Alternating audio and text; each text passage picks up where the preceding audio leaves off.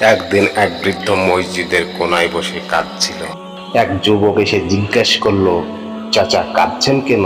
বৃদ্ধ বললেন, সারা জীবন মানুষকে সাহায্য করে এসেছি, আজ আমি অসুস্থ, কেউ আমার পাশে নেই। তৎক্ষণাৎ যুবক বলে উঠল, মানুষ আপনাকে ভুলে গেল, আল্লাহ তো আপনাকে ভুলেনি। আপনি কার জন্য এত করতেন? বৃদ্ধ একটু চুপ করে বলল, আল্লাহর জন্য। যুবক হেসে বলল, একদিন দেখবেন ঠিকই আপনাকে সাহায্য পাঠাবে। পরের দিন জুম্মার নামাজের পর হঠাৎ অনেক মানুষ এসে সেই বৃদ্ধের কাছে হাজির। তাদের কাছে ছিল কিছু টাকা, খাবার ও কিছু ওষুধ।